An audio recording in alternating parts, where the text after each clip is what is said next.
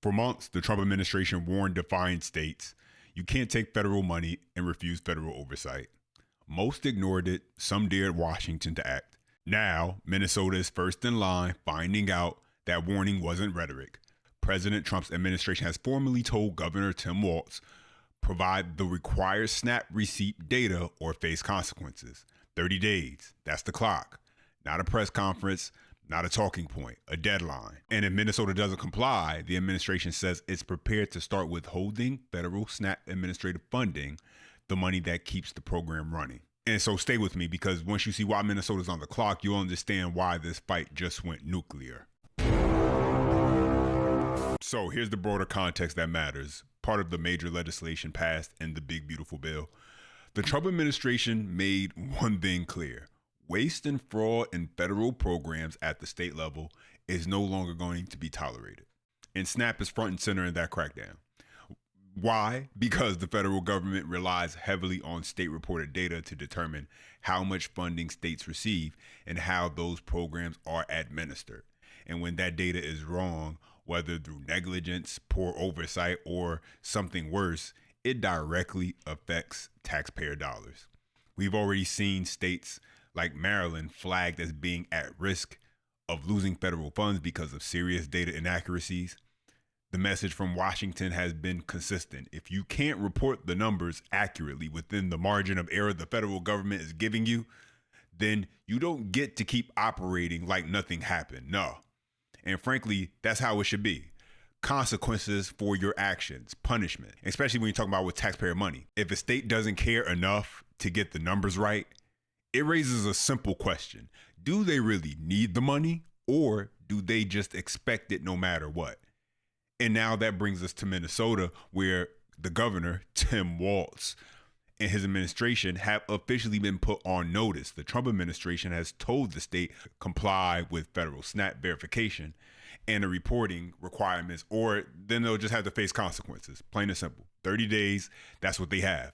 And there's a reason why Minnesota is under this level of scrutiny, and we're going to get into that in this video in a moment. It's pretty straightforward. State reports show Minnesota has repeatedly submitted inaccurate data to the federal government. Not once, we're saying repeatedly. That's coming from the reporting. So instead of explaining any further, I want you guys to hear how this was laid out in the news report itself. Take a listen. We are starting with a stunning revelation tonight involving SNAP, the Supplemental Nutrition Assistance Program in Minnesota. 5 investigators found the state repeatedly reported incorrect information about SNAP to the federal government. Investigative reporter Kirsten Swanson then discovered the state agency in charge of that program relied on that inaccurate data to answer her questions about fraud in the program. This is a story all about numbers and what happens when a state agency gets those numbers wrong. For months, 5 investigators has been looking into Minnesota's Supplemental Nutrition Assistance Program, or SNAP. It all started with this number, 174%. This federal report has a ton of information on the SNAP program. It showed the amount of money Minnesota distributed in SNAP benefits jumped 174% from 2020 to 2021. No other state even comes close to that percentage. Stop right there, because I want to make sure you guys just heard what she just said. She said in 1 year alone, not 4 years, not 5. In 1 year, the amount of money Minnesota distributed for SNAP benefits from 2020 to 2021 increased by 174%. And no other state came remotely close to that number. That big number got a lot of attention on the social media platform X in early November and raised speculation about potential fraud in the program. So we went to Minnesota's Department of Children, Youth, and Families for an explanation. What happened was there was a mathematical error in a calculation of data that Minnesota provided to USDA. Commissioner Tiki Brown says the state mistakenly included pandemic EBT funds in its report to the federal government, which inflated the SNAP issuance numbers. During that interview, I also asked about fraud in SNAP. Your department has said that fraud in SNAP is incredibly rare. Can you give us some context there to help us understand what that means? Commissioner Brown told us less than 1% of all program participants are found to have committed fraud in SNAP. And then she offered even more specific numbers. Sort of. So in 2020, let me see if I can get the right data here. In 2020, sorry, make sure I have the right data. What year is that? Let's skip the date. So at one point in time, we had 143 intentional program violations found, which was 0.003% of all cases. Days after that interview and following 3 requests for clarity on what she told us, a spokesperson sent us this email that said the numbers we shared in the interview are inaccurate, like the SNAP issuance data in the federal report from 2021. 5 Investigates has since discovered that critical data on how much money Minnesota spends on SNAP and how many people are bilking the system is incorrect in all 3 of the most recent federal reports on the program. So I want you guys to understand the level of incompetence we're dealing with right here. They went to the person in charge at the Department of Children, Youth, and Families, and she didn't have a clue on how to answer the question. And so it sounds like she just made something up.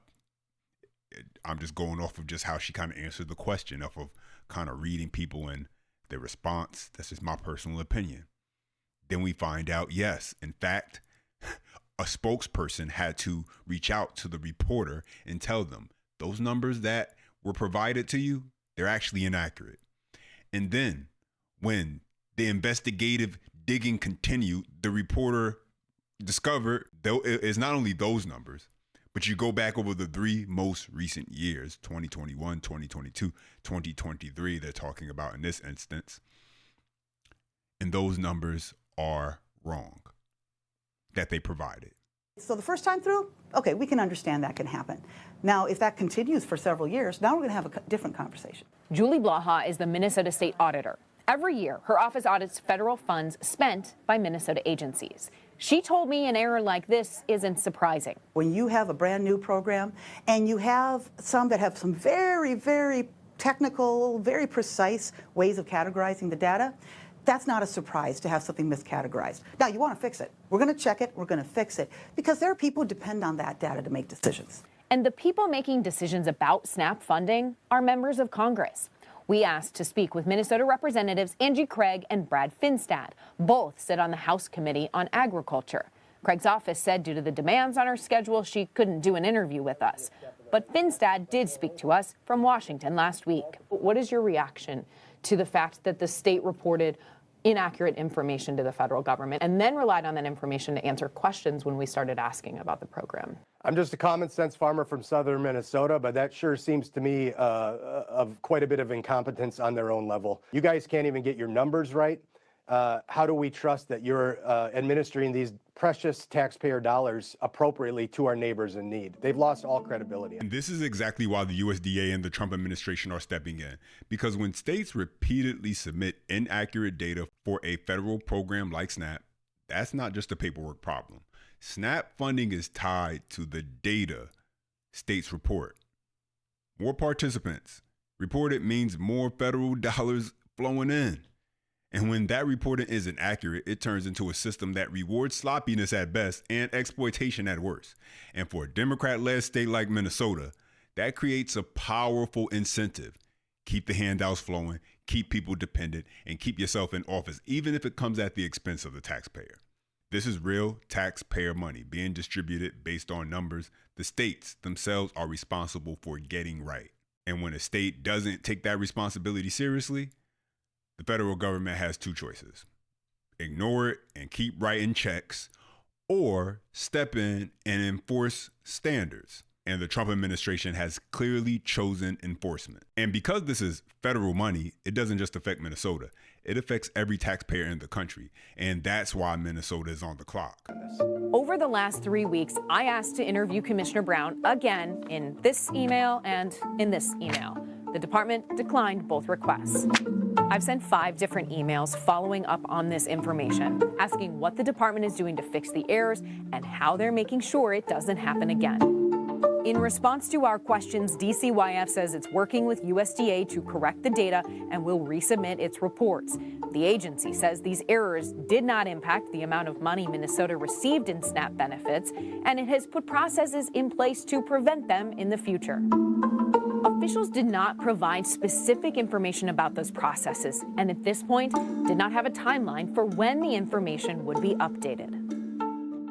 This is just the latest example of what's been happening in Minnesota as we see now for years. Incompetence later on top of fraud, waste, and outright abuse of the system. Whether it's what? The SNAP data being misrepresented, mass COVID era welfare scams, or state agencies failing basic oversight. The pattern's the same. No accountability, no urgency, and no consequences, not until the Trump administration steps in. And so state leaders, Tim Walz, Ilhan Omar, they shouldn't be blaming Trump for this. No, don't blame the USDA. They should be asking why it took federal intervention to do what they are supposed to be doing all along. That's the question. But now when I hear your thoughts, drop your comments down below. As always, the best way to show your support, smash that thumbs up, hit the subscribe, and share this video. That way more people see what's really going on. Until next time.